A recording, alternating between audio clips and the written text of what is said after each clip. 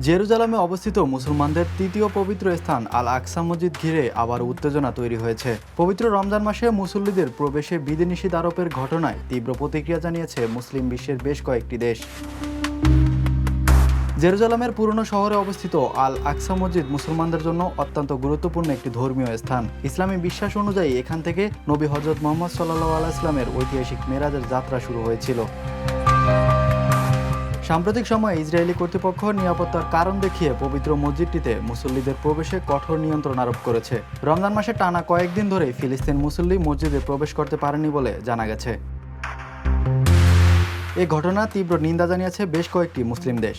যৌথ এক বিবৃতিতে কাতার, জর্ডান, তুরস্ক, পাকিস্তান, সৌদি আরব, মিশর, ইন্দোনেশিয়া ও সংযুক্ত আরব আমিরাত বলেছে, উপাসনালয়ে অবাধ প্রবেশাধিকার রোধ করা এবং আন্তর্জাতিক মানবাধিকার ও আন্তর্জাতিক আইনের পরিপন্থী। দেশগুলো ইসরায়েলকে দ্রুত এই বিধিনিষেধ তুলে দেওয়ার আহ্বান জানিয়েছে এবং মুসল্লিদের স্বাধীনভাবে মসজিদে প্রবেশের সুযোগ দেওয়ার দাবি জানিয়েছে। ফিলিস্তিনি কর্তৃপক্ষ এই ঘটনাকে মুসলিমদের ধর্মীয় অধিকারের লঙ্ঘন বলে উল্লেখ করেছে। একই সঙ্গে আন্তর্জাতিক সম্প্রদায়কে বিষয়টি নিয়ে উদ্বেগ নেওয়ার আহ্বান জানানো হয়েছে।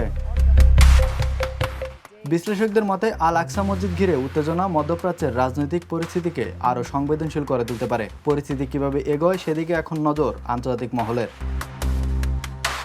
Imran Hossain, the news.